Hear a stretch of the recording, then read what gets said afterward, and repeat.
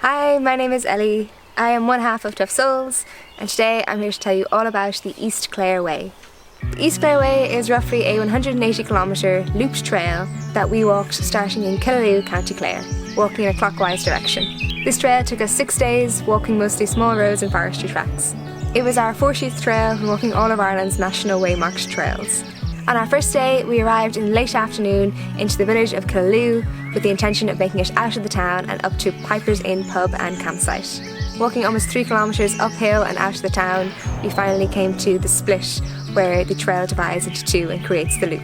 We turned right and continued to climb up over the low hills and mountains that hug the west bank of Lough Derg.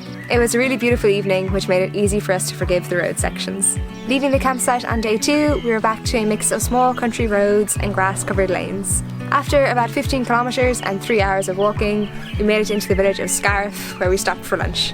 After quite a long lunch break, we headed back out again and found ourselves back on small, quiet roads for the afternoon. Eventually, we found ourselves on the final 10km stretch down into Mountshannon, where a beautiful campsite awaited us. Day 3 was more of the same, tiny country roads with a bit of forest walking. The great views in the area definitely helped us get past all of the hard surface walking we were doing. As the day progressed, we lost our view of Lough Derg, but cresting a new hill, we're looking down at Lough Graney.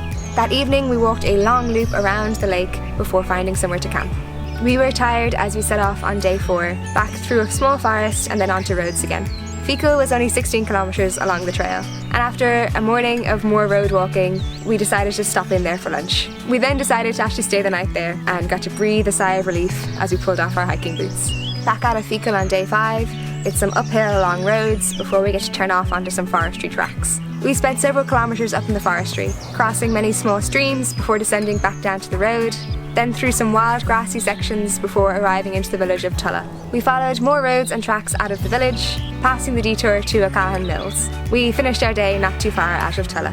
For our final day, the weather took a drastic turn. We hiked through some lovely forestry and tried not to get swept away in the overgrown puddles. We made it to Broadford and grabbed a coffee there. Back on small roads, we passed through Kilban and then following a roadside, head for Killaloe via the Gap. On reaching the top, we glimpsed Lough Derg again and got the feeling that we had truly reached the final stretch.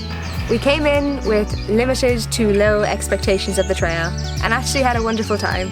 This was really helped by the absolutely fantastic weather we had, the really great views that the trail offered, and the lovely people that we met. There is a lot of road walking, but it is interspersed with some nice tracks and trails, and many of these roads are very quiet. At 180 kilometres, for an Irish trail, this is a very long route, and when compared to other trails of a similar distance, such as the Dingle Way or Kerry Way, it doesn't quite have the same wow factor or infrastructure. The trail was very well maintained, the waymarking was clearly taken care of and very clear, and there were plenty of info boards along the way. Like all national waymark trails, this trail is designed to be walked in both directions. However, the detailed descriptions on the info boards was written for somebody who is walking anti-clockwise, so worth bearing in mind. Killaloe is definitely the largest town on this trail, with plenty of indoor accommodation options and public transport links. For more information on all I've just said, make sure to check the description where we have our full-length blog post, video and free maps. As always, these videos are made possible by the amazing support that we get on Patreon. It's thanks to our patrons that we can keep making videos, and I'd like to say a special big thank you to everyone who supports us. This week, I'd like to give a special thank you to Gareth Cahill, John and Karen Gibson, and Glenn and Donna Jackson. Thank you all so much. I really appreciate your support, and I will see you in our next video.